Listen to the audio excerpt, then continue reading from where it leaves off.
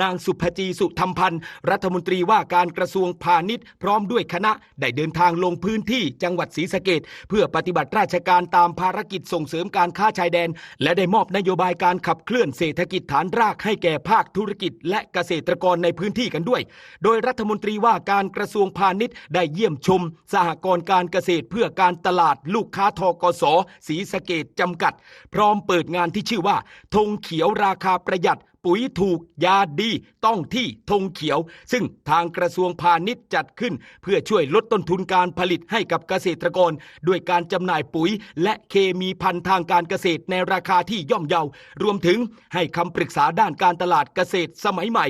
และรัฐมนตรีว่าการกระทรวงพาณิชย์ก็ได้ไปเป็นประธานเปิดงานมหกรรมธงฟ้าเยียวยาและกระตุ้นเศรษฐกิจชายแดนจังหวัดศรีสะเกษกันด้วยที่สนามหน้าศาลากลางจังหวัดศรีสะเกษซึ่งก็จัดขึ้นระหว่างวันที่17ถึง19ตุลาคม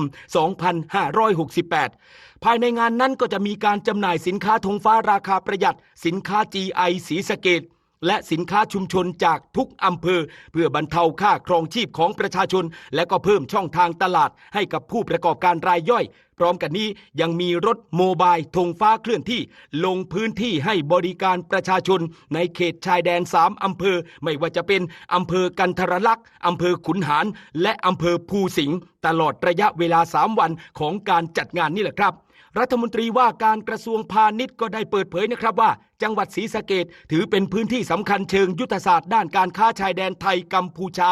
รัฐบาลเองก็มุ่งผลักดันให้จังหวัดศรีสะเกษเป็นศูนย์กลางการค้าชายแดนและสินค้าเกษตรคุณภาพโดยเฉพาะอย่างยิ่งสินค้าสิ่งบ่งชี้ทางภูมิศาสตร์หรือ GI อย่างเช่นข้าวหอมมะลิศรีสะเกษและผลไม้ท้องถิ่นที่มีศักยภาพสูงต่างๆทั้งนี้ทั้งนั้นกระทรวงพาณิชย์พร้อมที่จะเดินหน้ามาตรการกระตุ้นเศรษฐกิจฐานรากอย่างต่อเนื่องกันต่อไปเพื่อสร้างรายได้ให้ประชาชนในทุกพื้นที่และผลักดันศรีสะเกษสู่จังหวัดเศรษฐกิจชายแดนที่เข้มแข็งอย่างยั่งยืนครับพี่น้อง